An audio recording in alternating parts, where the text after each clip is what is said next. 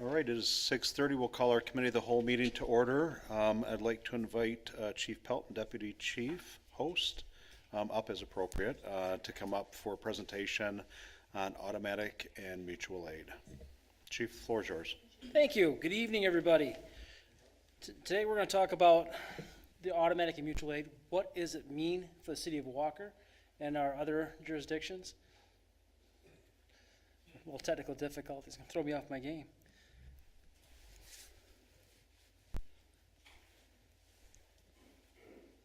So what is it? Automatic aid uses the predetermined resources from a single agency or multiple agencies. They're going to be dispatched at the same time we are to respond to an incident, usually a larger incident like a structure fire or a bigger hazmat incident. Whoops, went too far. So they're predetermined resources. They're written ahead of time. There used to be written agreements between each municipality. So Walker would have an individual agreement with Alpine, an individual one with Marne, and also one with Plainfield. Now we're signing to Mavis, which was adopted back in 2013, where you sign into Mavis, you sign into everybody. So if Cascade signs a mutual aid agreement, it signs into Mavis, if they need auto aid from us, it's an automatic. We just go and help serve the community. Mutual aid is a request for a specific resource. This helps neighboring departments so we don't have to have everything here. So we have two aerial devices. We have a platform and a ladder. We don't have water rescue equipment. If we have a water rescue to be performed in the city of Walker, we're calling for Marne to come in, Granville come up from the south, or Alpine from the north. That's how the mutual aid requests work for us. If we don't have to have everything in-house, we can actually reach out to our neighbors to meet each other's needs. For Alpine, if they need an aerial device, they're calling for our platform one to come up to like the York Creek area. Mutual aid is not just for fire apparatus. If we have a mutual aid request for more police on scene, tenders, ambulances, we have a mass casualty incident, we can call for more ambulances through the mutual aid and automatic aid process. So why do we use it? Just to help supplement our responses to those large instances. Nobody has enough people for those big incidences. Having automatic aid agreement ahead of time gets those predetermined resources to show up. It also affects in our ISO rating, which has that fire suppression rating, which affects your homeowner's insurance. If we have a good auto aid agreements with neighboring jurisdictions and have a good response, it helps lower those rates. Also part of the NFPA 1720, which is the standard for the responses of volunteer and combination departments to fire and medical emergencies. It really helps us place those resources we need on scene in a timely manner and have enough resources to overcome what problem we may be having or may be facing. Let's talk about the mutual aid box alarm. This is developed in Illinois, moved through the Great Lakes states, Wisconsin. Michigan adopted it in 2007. Walker adopted it in 2013 to be part of the Kent County 3603 response.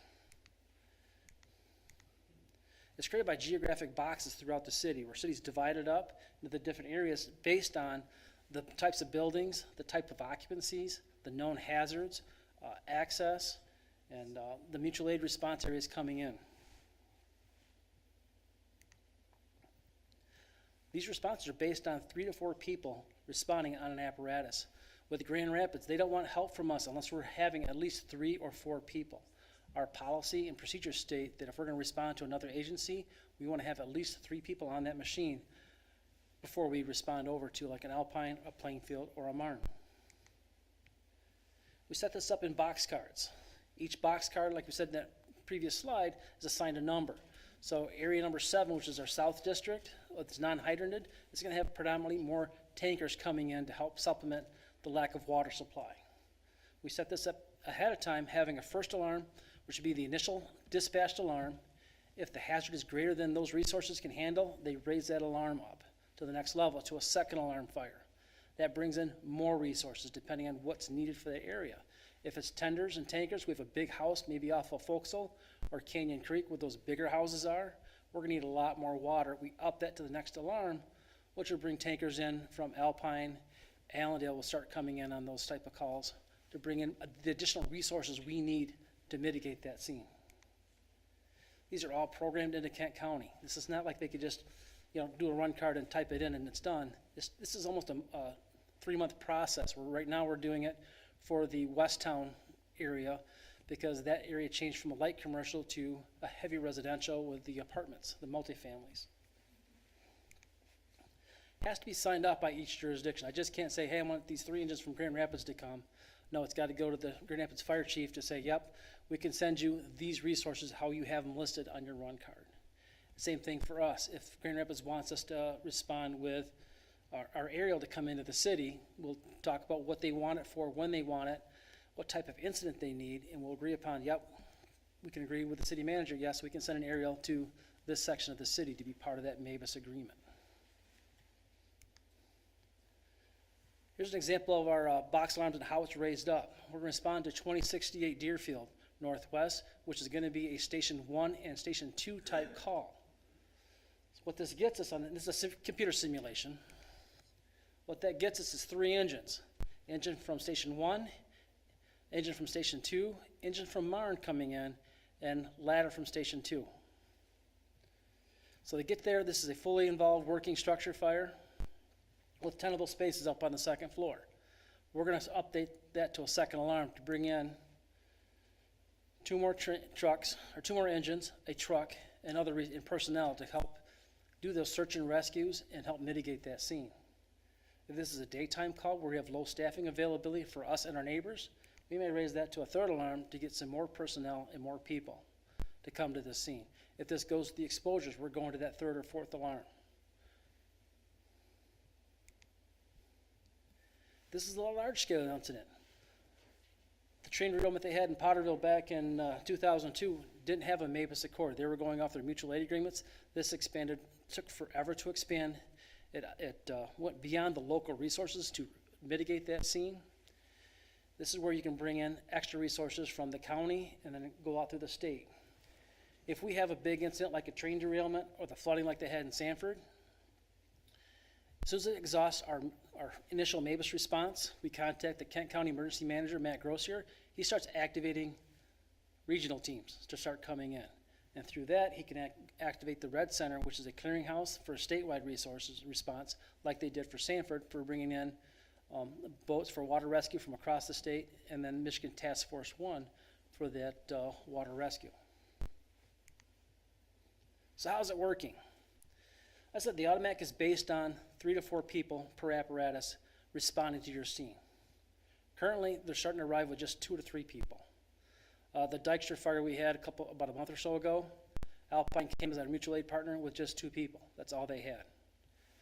Marne, we could have anywhere from 2 people to how they arrived. I think 2 Saturdays ago, it was like 5 people showed up on the rig. You don't know what you're going to get with auto aid. Grand Rapids is pretty consistent. It's going to come with 3 people, but you may think you're getting engine 8, but if they're tied up, it could be 5s, 9s, or someone from across the city coming over to help us out.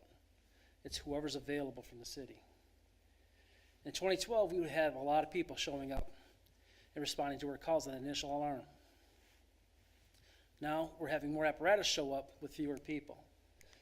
Walker Fire, 2012, we'd have up 20 people, firefighters showing up out of 2 stations. Now we're lucky to get the 14 out of 3 stations. So we're heavily relying on our automatic and mutual aid request to get people on scene to help us out. Our challenges. Staffing issues and attendance still plague us, and not just us in Walker. It's every paid on-call department.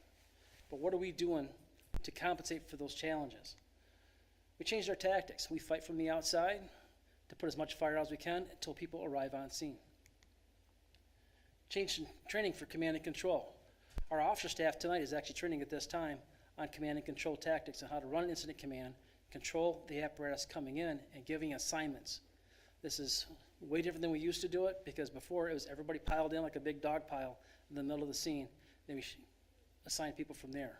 Now we're assigning them as they're coming in to be more effective and efficient on how we command and control our resources. Change in training. We're doing a lot more hands-on training. We've been blessed with Lincoln Lanes last year. We're going to be blessed with English Hills this year of having 3 months of hands-on training with our crews, going through scenarios and executing their marks or where they need to be.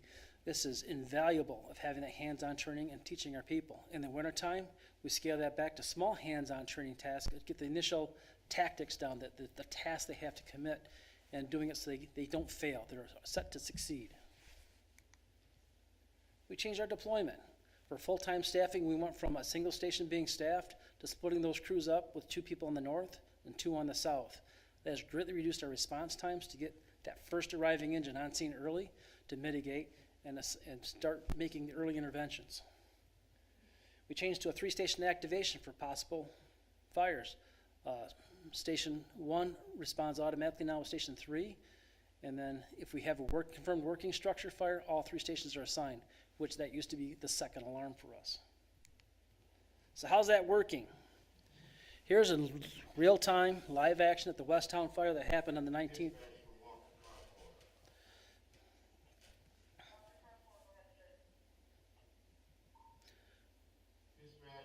Car 4 is on the scene of a 2-story apartment complex.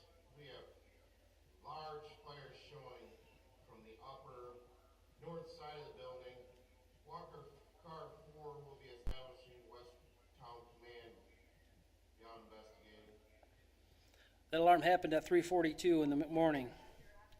Car 4 arrives 6 minutes into the call. Starts setting up command, get some early intelligence of what's happening right now. Right now, from the first scenes that he's seeing, he's got a working attic fire in a 3-story apartment complex. Police come up and give their report, unable to gain access to the building for any occupants to be outside. Our police partners did a great job of evacuating the 2 exposure buildings and getting people out.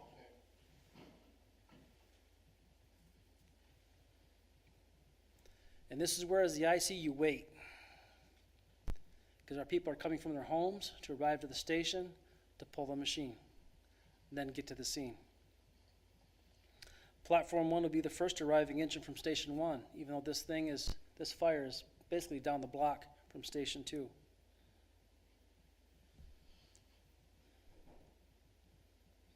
It's going to take Platform 1 7 minutes from now to get here on scene.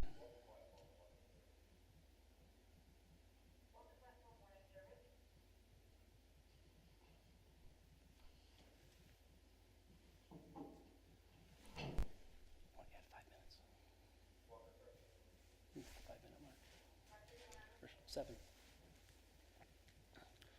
We're going to fast forward 7 minutes. Start getting apparatus on scene.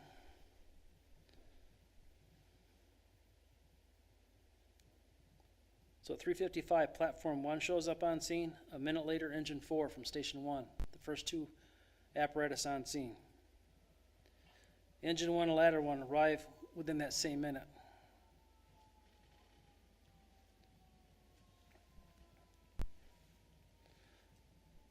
First water on the fire comes from Engine 4, 8 minutes into the call. Now at this time, our automatic aid partner is Wright Talmadge, which is Marne, coming from their station.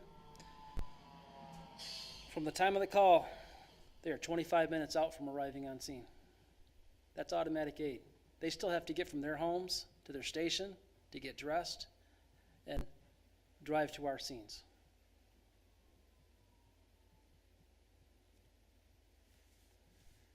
As this fire rages, there's still unknown amount of occupants inside the building.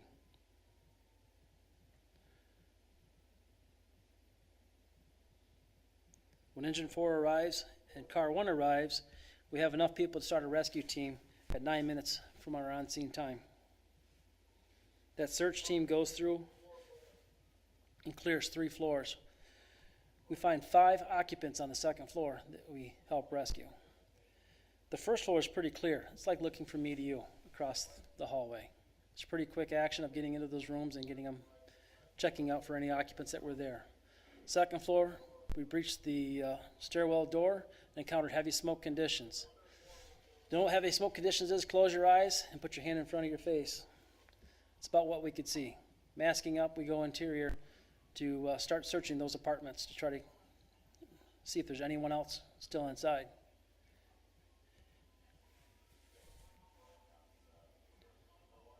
Firefighter Pete Brown Lieutenant Mike Hansen and myself worked as a team, kind of hopscotching one another, forcing entry into the apartments, checking for any possible occupants.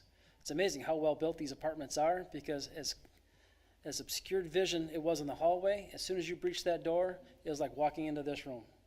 We made quick action of searching each of the apartments and finding the occupants inside.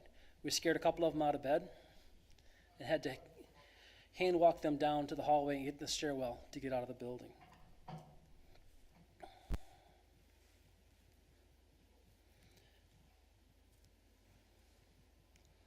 All the while, we have the fire ripping above us in the attic spaces. There's a time in this call where the drop down from the attic and the eaves dropped onto the second floor, covering over the first floor walkway, and breached the window of the second floor hallway. The automatic sprinkler system did activate and kept that fire outside of that hallway, making it a lot easier for us to get those occupants out of that room, because the last room we vacated on the second floor was apartment 201, which is right next to the fire coming into the window. They're able to actually walk out and help rescue themselves.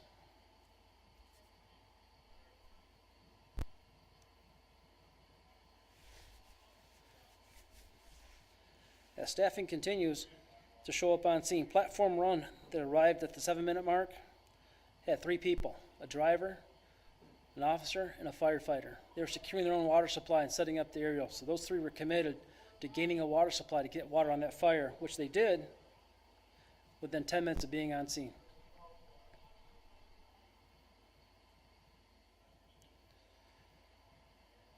Engine 4 arrived with 4 people, which supplied me with 2 of those rescuers, Pete Brown, Mike Hansen. The other 2 was a probationary firefighter who was at the hydrant getting that water supply hooked up. The other one was the engine operator who put the first water on the fire, Matt Zapolnik. The hardest part about being a fire officer is the time it takes to put the needed resources on scene to mitigate these situations. Our crews did an excellent job of working fast as they could and safely to get water on this fire to get this controlled. It's pretty amazing that after this is done, there's 3 stories of a building still standing with just the roof burned off. So for the mutual aid part, we called for Georgetown.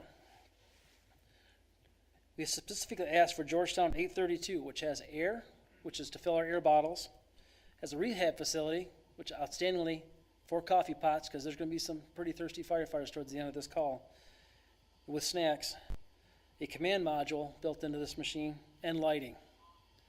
Specific resource, they're just over the border out of Station 2 in Georgetown Township. They're actually closer than Granville to respond to us. They responded with 6 personnel. Granville was called with their engine company to come up, and they cover Station 2 with 6 personnel. It's outstanding. If we needed them on scene, they would have been available to really help out. Alpine was asked to help out and cover Station 3's district since we pulled Station 3 down to this call. They had 2 personnel.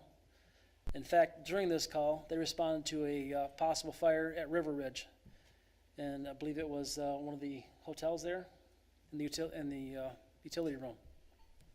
There actually was a fire that they responded to, but it put itself out due to the construction of the building to restrict the oxygen. Georgetown also sent us a gift with engine 826 from Station 3 to respond, because they thought we needed help over the radio with additional 6 personnel. It took 8:32, 54 minutes since the alarm, to arrive on scene. It took 8:26, an hour and 26 minutes to arrive on scene. The concept for automatic mutual aid was to help alleviate that stress of getting enough resources on scene. The problem is the time. There's a discussion in part of this where they're discussing, do we need to call an aerial? Do we call it from Allendale, which is 8 miles away, in a straight shot down Lake Michigan Drive? Or do we get one from Grand Rapids that's staffed with full-time personnel, but the closest one's going to be Platform 3 down off Bridge Street by the river, which has to go through the city, multiple stoplights, and about 8 miles of travel time as well. then the discussion role was, there's really no more places to put this aerial due to the access there at and where the apartment sits, and not being a collapse zone.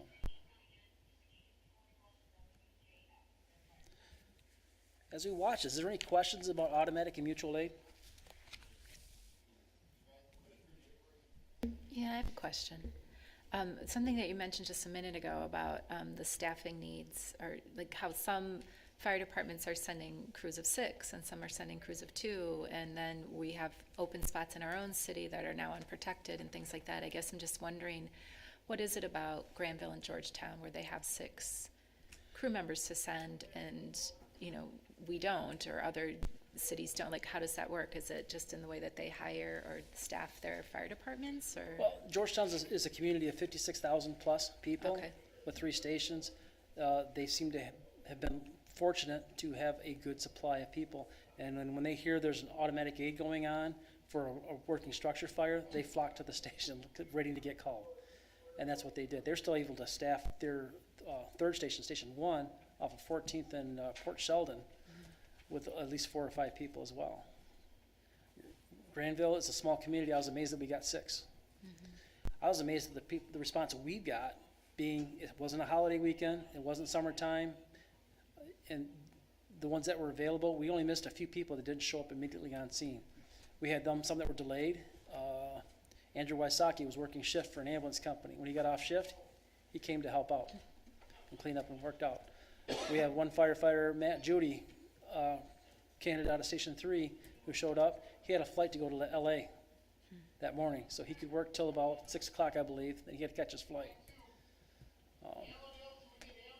Because they're discussing, do we get another aerial device in to help fight this fire? It's unknown. Sometimes it's the luck of the draw. Did we pull that many because that's who showed up that day because they were around? Sure. If this was summertime, it could be a whole different story of how many people you're going to get at this scene. Well, that's what I'm trying to understand, like what, you know, like I said, what is it that, where and why and how many we have and that sort of stuff. Like we assign duty time, so they have a duty night and a duty weekend they're assigned to here in the city of Walker. We've had duty teams before I can remember, 22 years ago. And those are paid firefighters, is that correct? No, those are paid on call. Those are paid on call. Paid per call, but they're assigned duty time, and it's like a part-time shift that they'll work on a Sunday from 9 to noon. Any other time, they're just saying that I will be here in the city, in my district, while I'm on duty. So they don't get compensated for that other than a stipend for being on duty. Now, Georgetown Township, they did away with that back in 2000, and they haven't gone back to it because they still have getting the people to keep responding to their calls. Okay. Thanks. Yep.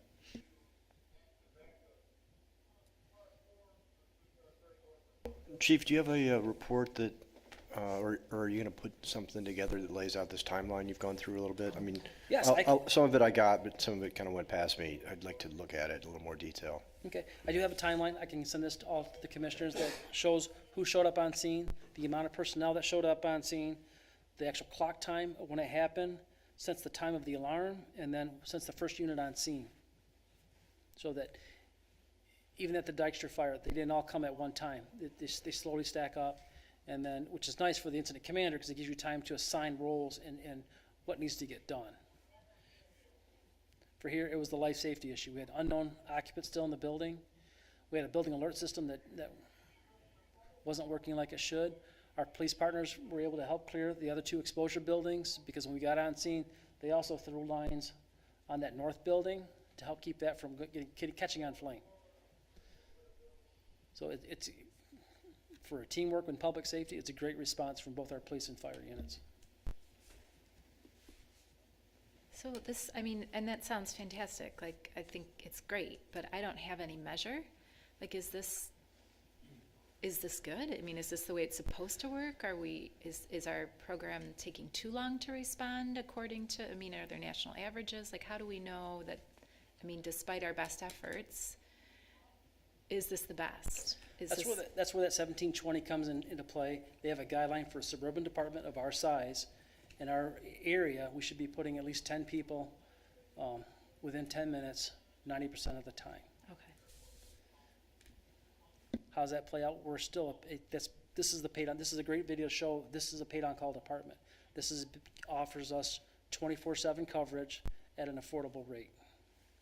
Because we're not paying full-time people like Grand Rapids. Now, they need to have a stricter time frame. They need to have people on scene within that 8-minute mark of, I want to say 15 people within 8 minutes on a full-time department.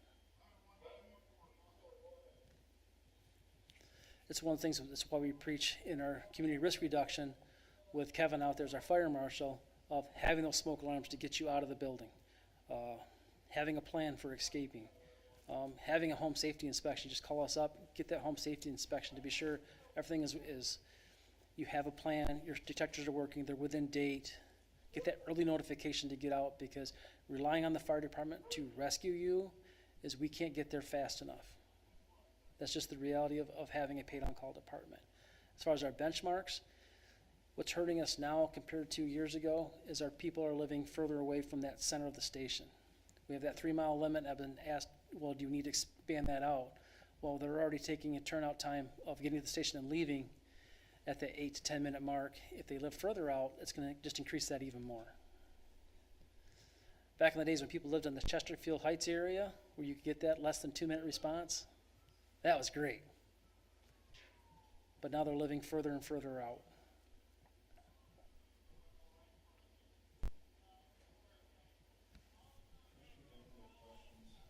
Commissioners, any other questions for Chief or from the managers? Lower.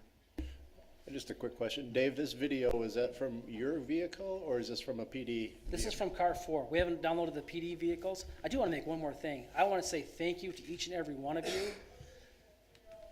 Platform 1 has been a blessing. This is the second big fire we've used it on, and that throws a lot of water, and it's been reliable. It's not like after this is done, it's got to go to repair for the next 6 months like the old platform had to. It's been a great machine. If you watch the video, you see that ladder 1 is like a third of the speed. That's a 2006 aerial. That's the difference between today's as compared to, 14 years ago. Yeah, I'm That's the really glad technology. that we did get that. I can see just watching the amount of water that's coming off that. So it operated exactly like you felt it would and should, and there was nothing that was concerning. Nope. Perfect. In fact, they actually redeploy here because the ground had gotten so soft from the amount of water, it started tilting because it started soaking up with the water and defrosting. They had to reposition it, and at the time they took to reposition it was minutes, which we couldn't have done that with the old aerial. Great. So it's just been a great benefit. We want to say thank you, each and every one of you, for allowing us to get this. It was a tough time to make that decision, but it was well worth it. If you also look at this, you can see that the ladder 1 on these bigger buildings, if we keep getting more bigger buildings, something else we need to look at when it goes to get replaced. Do we need to go to a 100-footer? But it all depends on how the Standale Business District grows and how high it grows.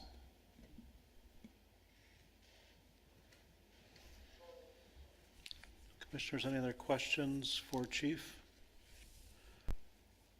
And Chief, definitely the timeline will, again, we've got the great visual. I don't think you can get any better than this, but from a validating that timeline in piece, that'll be a helpful connection with that. So, anything I'll else? send that out to you. You get that tomorrow. Okay. I just have one question. How were the residents being cared for or coordinated or? We had the residents go into the clubhouse. We contacted Red Cross, which is another mutual aid request through the county to get them out there. They were coordinating and finding them homes and places. Towards the end of this scene, we were coordinating with the residents to go back and say if there's anything you needed out of your apartment, what do you need tonight? And if we were sending firefighters in because it was unstable on that 2nd and 3rd floor in certain sections. So our firefighters are going up, retrieving items they requested. Some had safes, some had some guns, some had personal items they needed to have that night. Purses and driver's licenses and such. So we retrieved that for them. That was our big customer service for that night, is taking that time. Yes, it took us longer on scene, absolutely, but we had to get those in place and help our customers out. Afterwards, we're dealing with a lot of phone calls of when can I get back in to get the rest of my stuff? When can I get, and is my building safe? Because I live in 158, I don't feel my building is safe, so we're working with the management team there and they got their alarm system out there to get them tested again right away within that same week to ensure that there is a level of safety for the residents. That's part of those partnerships we like working with our community on. Another big investment was the communications we did through the county 911 surcharge that actually updated and got the digital communications. It was nowhere near sound as good as this if we were still on the VHF system. You're talking through, muffled. Where here we can understand and talk, and it's just been phenomenal. The SCBA the commission approved has been phenomenal. To be able to look down the hallway with a thermal imaging camera in my hand, and for the stairwell, seeing where things are at in the smoke-filled environments. Once we got inside, he didn't need them, but it's been phenomenal having those air packs, having that technology in our hands has just been excellent to our firefighters. Helps keep them safe and helps us more effectively on scene. So thank you. Good. Yeah, thank you very much, Chief, and again, a job well done of the department and our partners that helped us out, so. What we'll do is we're gonna transition, we'll take a quick minute, we're a little over 7. We'll take a quick minute to segment into, we'll pull the agenda back up and get us set for the piece. Again, well done, Chiefs, thank you very much. Thanks, Chief. Yep. Awesome, thank you.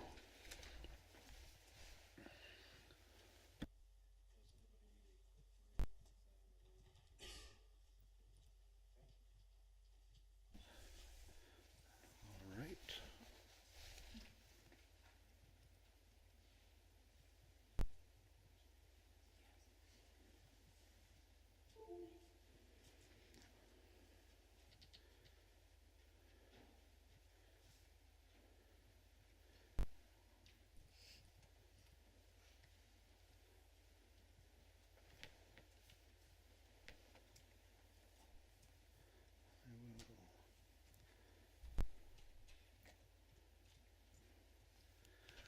All right, we are good. We are at, let's look, 7:03 actually, so we'll go ahead and start our regular city commission meeting order. I'd like to invite Commissioner Groders to deliver the invocation and lead us in Pledge of Allegiance, please. Yes, please pray with me.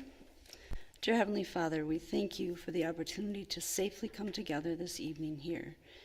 Please give continued protection to our military, our public safety staff, and all who work to protect our freedom. We are so grateful for their commitment. Please give strength and encouragement to the many people, both here and around the world, who are struggling to hang on and keep their dreams alive. We pray especially for the leaders of our country, that they will seek your guidance as they make difficult choices. Guide our decisions this evening. Keep us all focused on our common goal of improving life in our community, and above all, please help us remain committed to serving with integrity. And we ask these things in your name. Amen. Amen. If I can invite everyone to please stand and join us for Pledge of Allegiance, please. I pledge allegiance to the flag of the United States of America and to the republic for which it stands, one nation, under God, indivisible, with liberty and justice for all. Thank you. If I could please ask our clerk to call the roll. Mayor Carey. Present. Commissioner Gilbert. Present. Commissioner Burke. Present. Commissioner DeShane. Present. Commissioner Glanville. Present. Commissioner Chase. Present. And Commissioner Groders. Present. Thank you. All right, we are all here. Next on the list, there are 2 items and a third one that I'll walk on in a second. The first is, I'm going to do these one at a time. The first is the March 14th, 2022 City Commission regular meeting minutes. Do I have any discussion? If not, I'll entertain a motion for approval and support. I'll make a motion. I'll support. Thank you, Commissioner DeShane and Chase. All those in favor, please say aye. Aye. Those opposed? All right, that's passed. Next on the list is the March 21, 2022 Commission work session minutes. Are there any discussions or questions on said minutes? Seeing none, I'll entertain a motion for approval and support, please. So moved. Support. Commissioner Groders, Commissioner Glanville, thank you. All those in favor, please say aye. Aye. Those opposed? All right, we're good. Third item is we had Police and Fire Subcommittee meeting this afternoon as well as the Personnel Committee. We have a walk-on item that I'm going to open up for discussion, and I'll ask the Personnel Committee members to chime in with their thoughts. But with the change in our city clerk's role, it was discussed, unanimously approved at the Personnel Committee meeting to remove the benefits from the city clerk role so that that position matches that of the rest of the elected officials. That would pertain to the full-time medical dental benefits and the 401k package. I'll turn to our Personnel Committee members. Are there any additional thoughts on said item? Just the big idea in the discussion, I think, was that, which frankly I wasn't fully aware of, at least not until we went through the meeting, but the vision now is that the clerk's position, transferring duties, transferring responsibilities from that to what's just statutorily required. And then we're adding some duties and responsibilities to the, I don't remember the name now, to the deputy, if you will. Restructuring a little bit, but that will make the job more of a part-time position. So that's the big idea, is it will make the job more of a part-time position, and therefore commensurate with most part-time jobs. It doesn't include benefits. I think that's the big summary. I don't know how far you want to move this ball downfield tonight, Mayor, but that was that would be my summary. I think for tonight's meeting, that was the big piece. I agree too. That's what we talked about, just to align it more with what we have as elected positions right now who are part-time to that same role as that is also an elected position. Can I ask a question? So, I guess I need to understand how what our charter says about the city clerk and what the expectations are there. Is that, I'm assuming that's in line, but can you just touch on that a little bit? Did it come up in your conversation at all? It did, but it has no relevance to the charter because it's something that's been provided from the city commission since 2008, 10, somewhere in there. And if we're changing the benefits, are we changing the pay? It's going to be part-time. Is there a difference in the rate of pay? Or? No, we cannot do that. That's the Local Officers Compensation Commission, and they do not meet until next year. Statutorily, they cannot meet any sooner. So we have no say over pay. We have no say over what that pay is set at. So can you help me understand what the compensation will be for the part-time clerk? We don't, there is no change. There's basically, right now, elected officials up here, none of us but one role have benefits in a 401k. Right, I'm not asking about the benefits. Okay. Well, that's all that we're doing tonight. As far as the other, the compensation is set by the local officer, all of ours, by that local officers compensation commission. They only meet in odd years. Right, and I was just curious if you could, what is the compensation for our clerk? I can't remember the 71. 71, so that stands until Until they meet. Until they meet. And they may elect not to change it, they may elect to change it. The big thing for us is with the change, moving roles and responsibilities non-statutorily to the administrative manager, to make sure that we have the continuity with that clerk's office. When you look at the benefits, the 401k, I have a hard sell to the public, having somebody that might be working part-time hours, if that's what it ends up being, having them have full benefits and 401k.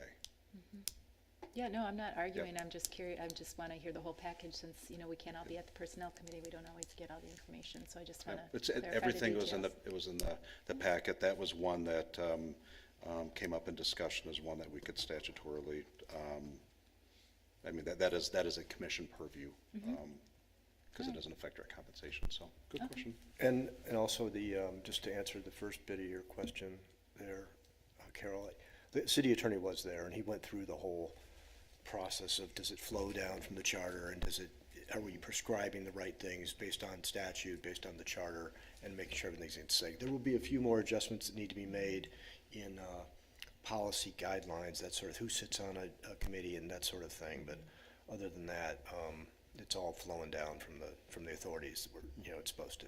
Thank you, Commissioner. All right, any other questions? Yeah, I'll just add some feedback. I think this makes a lot of sense, kind of right-sizing the position into what we require in charter. And it's something we've talked about for a long time, but I guess just the idea of I guess, making as much of the administrative responsibility in that clerk's office into the purview of a hired staff person who we can then evaluate the proper skill set to operate those functions. And I guess removing some of those duties that I view as more function of the city as much as possible, and allowing the, I guess, elected role to be more of an accountability piece and less of a functional operational piece. Because from my perspective, I guess that's what I would be pursuing as we kind of go down this road and continue this conversation. All right. Going around, any other questions, dialogue? Have we satisfactorily answered the questions around the horn here? Okay. Seeing no further discussion, I'll entertain a motion for approval and support as a walk-on item based on the unanimous recommendation of the Personnel Committee that we remove the benefits from the role of city clerk so that the position benefits match that of the rest of the scheduled elected officials, which means there would be no benefits or 401k as part of that ongoing compensation model. So entertain a motion for approval and support on that, please. I'll make a motion. Support. All right, Commissioner Chase, Commissioner Burke. Any other discussion on that? All those in favor, please say aye. Aye. Aye. Those opposed? All right, we are passed. Thank you. Next on the list is item number 7 is public comment on any agenda items. Seeing none, we'll move on to the consent agenda. We have 2 items. I'm going to, unless there is, we'll take these 2 together as one approval. One is expenditures in the amount of $344,270.85. The second was a late addition of approval and appointment of Alison Morsink to the Parks and Recreation Committee. I had a rather pleasant conversation with Alison earlier. As a great find from Commissioner Glanville on her background. I believe she'll be a strong fit for the Parks and Recreation Committee and has a very extensive, as you could see from her application, extensive background with the City of Holland, amongst other things, and now she's becoming a resident of the City of Walker, which has me excited. So, so she's a late walk-on for approval and appointment is what I'm asking, as well as the expenditures. Is there any questions or discussion on said items? Otherwise, entertain a motion for approval and support, please. Motion? Support. Commissioner Glanville, thank you. Commissioner Gilbert, all those in favor, please say aye. Aye. Aye. Those opposed? All right, consent agenda's passed, thank you. Next, Daryl, I'll ask you for the background, and we'll take these one by one for each resolution on the consumer's lighting, or Frank drew the short straw. Can I handle All right. this one? All right. Well, good evening, everyone. You have 3 resolutions in front of you regarding new streetlights. 2 are in the Northridge corridor, and 1 is in the first ward off of Cogswell. So I think the best thing I can do is show you kind of on a map where these will be going in. You're probably familiar with the west end of Northridge, filling in pretty rapidly with Amazon and Speed Rack and a variety of other buildings. Well, as part of those development reviews, we had the developer build South Industrial Drive, which is this road here. It has an unusual design because Speed Rack needed to use this property. And so the road does have a bend in it. That requires a certain amount of lighting, obviously, and also signage. We'll work the signage through DPW, but your first resolution deals with Hendershot, so why don't we jump up to there, just so I keep you consistent. Here is Hendershot extended. If you recall, when Amazon came in, we said to Amazon, hey, look, one of our master plan road connections is to go from Northridge to the traffic light at Hendershot and 4 Mile. And we need you to build this section of Hendershot. So Amazon was on the hook to build that, and that road is now in as a public street. The signal has been established as 4 ways. There's also a new building on this side, a very large building that was built by Great Lakes Capital. But on this stretch of Hendershot, what we do with these streetlights is we contact consumers and we say, we need to get this street properly illuminated. We are not the lighting engineers. You folks are. You please tell us where these lights should go in for a 35-mile-an-hour speed limit. and based on the geometry of the road. So for the Hendershot corridor, there will be 7 new signals installed from Northridge to 4 Mile. So that's one of the items that you have in your resolution. I think that's your first resolution. The second resolution will be South Industrial, and there'll be 4 lights put in along South Industrial as well. For both of these projects, they will be paid for out of the development escrow. One for Vista Brothers Speed Rack and the other one for Amazon. So those 2 are paid for by development. The third one is a request from some folks who live at the end of Cogswell. And we don't talk much about this part of town, but I think, you know, more and more we will, because it's the first ward. It's the oldest part of the city. And when things come up and we hear from people, we go through the same process. People at the end of Cogswell around 1083 said, just so you know off of this map, Cogswell is west of Alpine and north of Panel. So you're nearing the line with the city of Grand Rapids. It tends to be a heavily urbanized area. It's one of our oldest parts of town. So it's much different than some of the other parts of Walker. So we always try to put things in context. So we received a call from property owners at the end of Cogswell, and they said, it's very dark down here, and can you help us out with public safety? So they said, can we get a light down there? So we went to consumers again and said, consumers, would you please take a look at this segment of the street? And do we need to install a fixture, a street light, to meet public safety standards for residential? And they came back and said, yes. The bill's $100, which is quite reasonable, I believe, for public safety.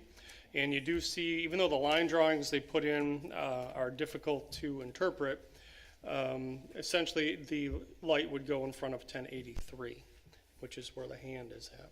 So it's pretty much the end of the street there.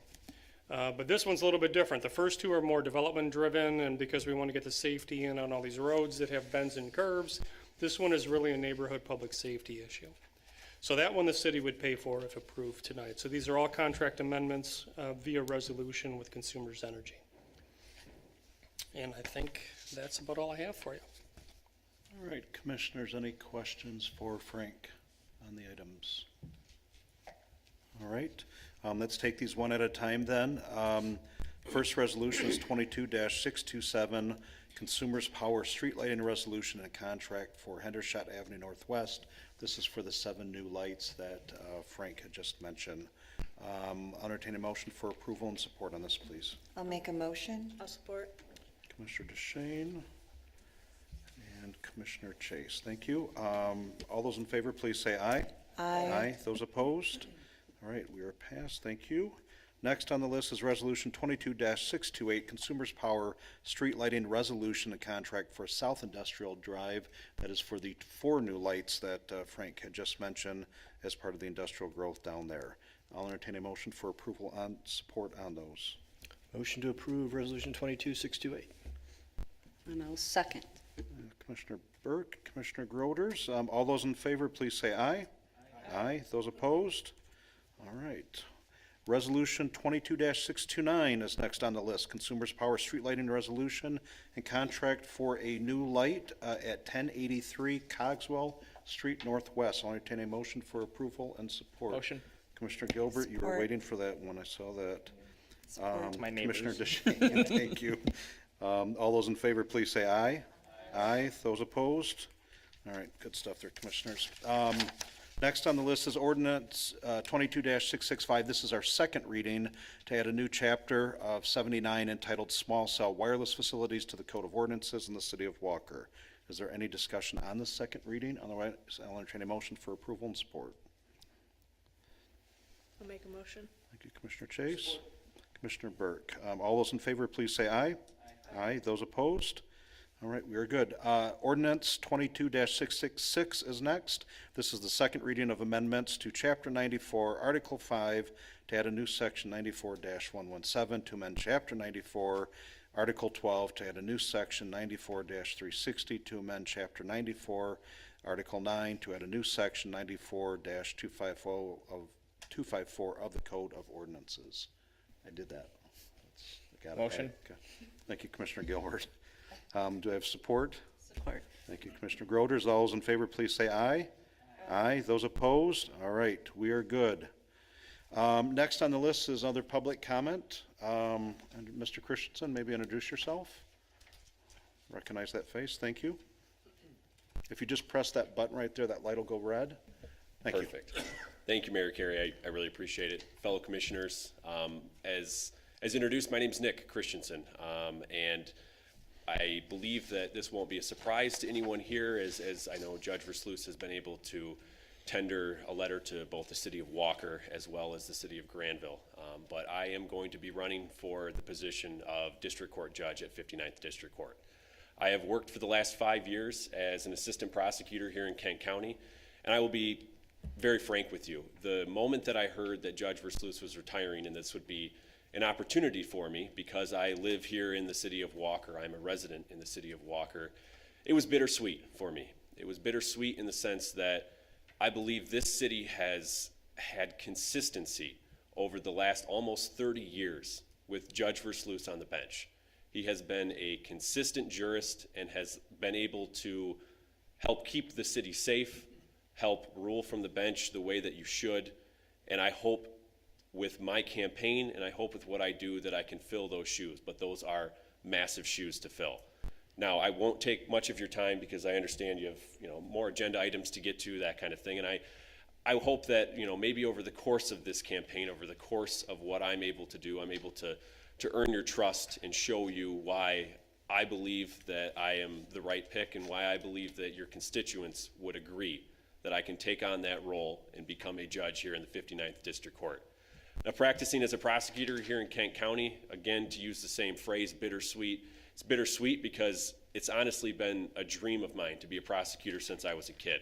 I grew up with a dad who worked at the 61st District Court as a judge, and I watched him and I talked to him and I understood what the role of a prosecutor is and how vital a role that is in the day-to-day lives of anyone who you have the ability to touch, whether that be a defendant or whether that be a victim family that you speak to, a role that I take very seriously, one that I've been able to experience some of the greatest professional accomplishments of my life, finishing a jury trial, knowing that you got justice for what sometimes can be only the family left of a victim, being able to talk to them, to help them through the process to understand exactly what the role of a prosecutor.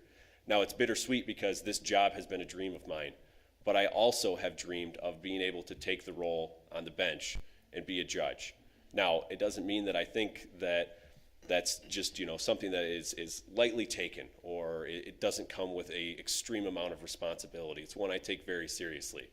The role of the judiciary, I think, is often overlooked by the day-to-day resident because they don't see themselves in court. They don't see themselves going to court as a victim, going to court as a defendant on a landlord-tenant matter, whatever it might be.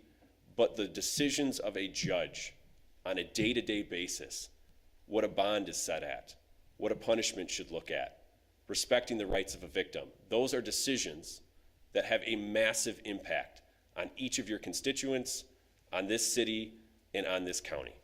And that's something that I take incredibly seriously. And that's something that I hope to take seriously on the bench. So, like I said, I'm not trying to take too much of your time. I simply wanted to introduce myself, give you a little bit of an idea of who I am as a prosecutor and who I would like to be as a judge. So, I'm more than planning on sticking around here, so if any of you have any other questions that come up after your meeting here is done, I'll be in the back, happy to talk to you, but I do just simply appreciate the opportunity to be able to introduce yourselves, and I'm happy to answer any questions you might have. Thank you very much. Appreciate it. Thank you, Nick. No other public comment. Seeing none, we'll move to Commissioner and City Manager comments. I'll start down to our left. City Manager Schmozel.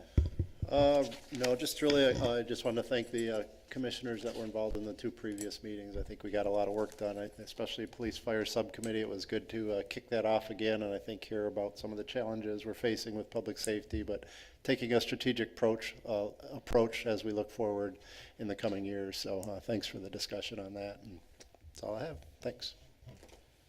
Mr. Walsh? I second that, and that's enough. Commissioner Burke?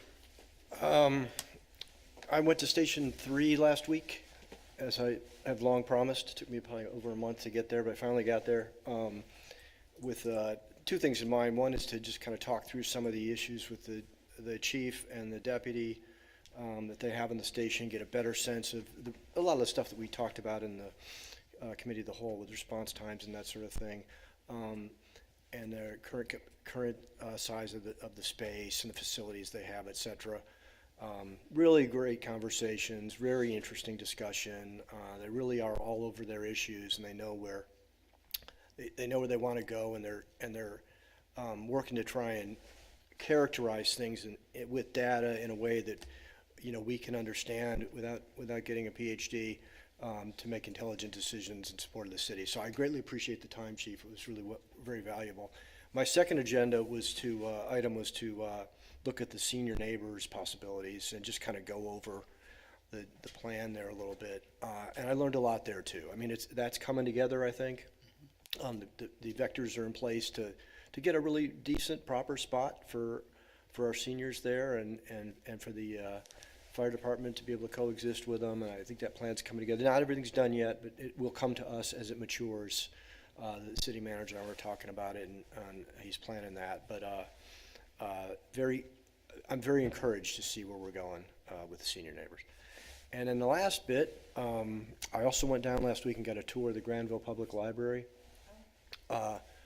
Quite interesting. The librarian there took me all over the facility, was able to answer a lot of the things that have been on my mind, like how has librarying changed over 20 years, and how do you have this facility is the right kind of facility for the way folks use libraries nowadays. And she had some great answers and some good insight on that.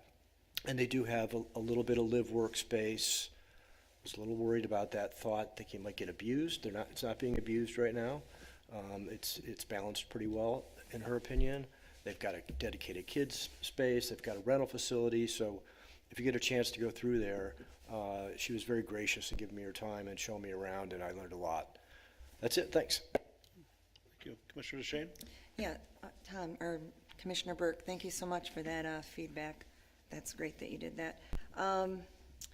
I think that the presentation that you gave, Chief Pelton, was very powerful. I mean, knowing that within our city, watching an actual building burn and kind of sitting there going through the timeline of that, I'm very, very proud of all of us that are sitting behind this podium here, that we did, that we were able to get the city the platform truck, because I think that really makes a difference. And as we have growth throughout our city, to be able to protect everybody involved. I too attended the meetings, personnel as an alternate, or not alternate, I'm sorry, the fire and police subcommittee as an alternate, and great conversations there. And I did sit through personnel, and I like the fact that Jeff Sluggett, our city attorney, walked us through a lot of the changes that are in motion.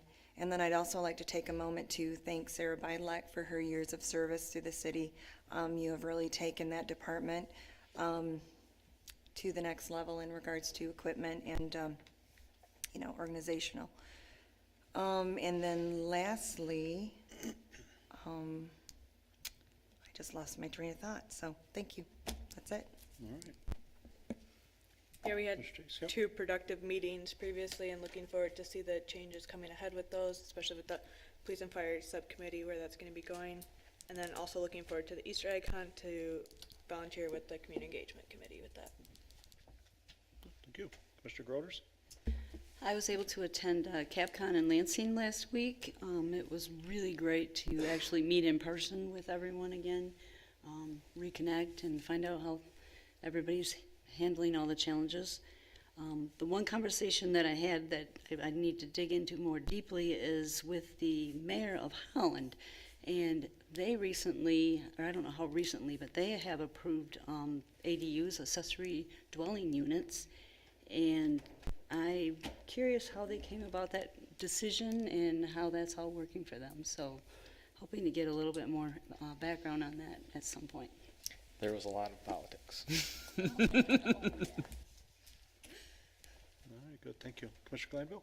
A couple of things. The first one, just reflecting on the meeting we had last week, I thought it was a great discussion, and I just didn't want to lose sight of one of the elements that we kind of set to the side, which was funding for the WIFIC. And I just was reflecting on this over the week, and I just want to call it to mind again. I know you talked about Commissioner Kent and how he brought to light the idea that a community center helps, you know, the community develop in such a way that we rely less on our police Spend it there, potentially. spend it here, yeah.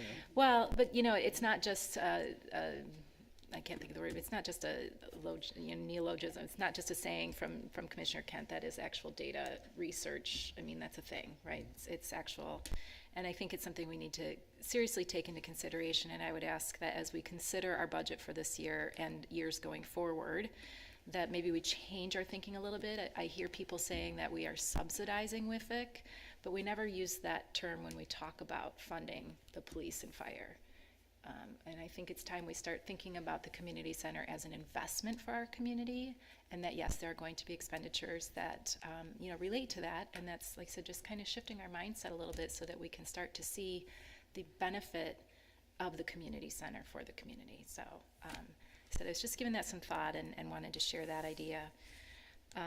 And the other thing I wanted to bring up that I will be sending more information to everybody about, it's a larger topic, but as part of my seat with the KCCA, Kent County Community Action Advisory Board, you know, we're sent different advocacy pieces from time to time, and right now there is something, and you may know a little bit more about this, Commissioner Gilbert, with the EITC, and how we're looking to reinstate the EITC, move it back up from 6% to 20%.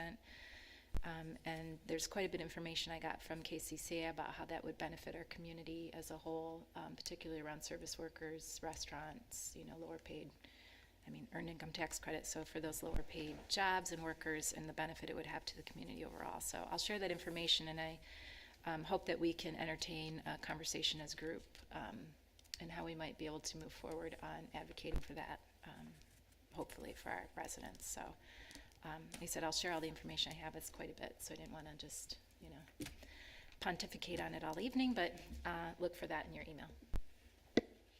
Thank you. Commissioner Gilbert? I'm good. Madam Clerk? Few things. There is, the Bureau of Elections came out with a security grant, election security grant. So we'll be able to use that for new electronic or poll books that we use at every precinct, which we need to replace before the August election. So our IT, Jason's going to be ordering those probably before June. So make sure we have those back in time due to probably the shipment delays, etc. So that's good news that we won't have to spend thousands of dollars on those. And then new voter ID cards will have to be mailed to every registered voter because all of our district numbers are changing, Congress and district, etc. So working on drafting those and going out in May to everybody. And then, let's see, Brooklawn event is Friday, April 1st at 3 p.m. Looks like there's snow on the radar. That'll be fun. And let's see what else. Clerk's office is busy with the May election process, including daily mailing of absentee ballots, testing the equipment, assigning workers, and the public accuracy test that Daryl and Dan DeVries participate in is next week as well. And then my final is, it's been a pleasure, sincere pleasure working with each and every one of you. It was hard. This is my practice for Thursday. And in my 15 years, I've truly enjoyed it and really will miss all of you. So thanks. Oh, thank you. Deputy Clerk, you're down there? All right. I'll jump in with 3 quick things that all pertain to our clerk. Thank you, and I think of 15 years of service and the progress made in that department. For those of us that have been around a while, it's definitely, I've used the term before, we've definitely come from the Stone Age to the modern age, and appreciate all that you have done in doing that. And you know, as we start to look at that next chapter, then we have the current opening posted right now. It closes on April 13th for the appointment to replace our clerk, and then the interviews we are planning the week of the 18th. And I'm going to ask the commissioners ahead of time to please be very flexible with your schedules. I know we have a lot going on, but it's, we're going to be on a tight time window, because what the ideal situation is we have this on the April 25th City Commission agenda, so we don't have to call a special meeting because statutorily, we need to have this done by, I believe it's May 2nd. So that being said, have nothing further. Commissioner DeShane, did you remember what that last item was? I think it was about the work session. I thought that was a really healthy conversation. Okay, Work session. thank you. And last thing I'll leave you is just with both chiefs back there is Chief Pelton, great presentation this evening, really good dialogue at Police and Fire Committee, and you know, basically the question was asked of what are the biggest challenges, what are the biggest opportunities to impact our community as we look forward. So it was a really healthy discussion, and it was just meant to be a primer of where we're going. But if I reflect back to the Saturday morning a couple of weeks ago, and I saw two teams working extremely well together to get people out, to some that needed to go back in and get some things, but we have a pretty darn good public safety team, and I'll use the word team because they were working in concert together, and it's pretty impressive to watch. So well done, and hate to have those things happen, but when they do, it's nice to know that our residents are going to be taken care of. So that being said, I'll entertain a motion for adjournment and support, please. Motion? Thank you, Commissioner Gilbert. Support. Commissioner Groders, all those in favor, please say aye. Aye. Those opposed?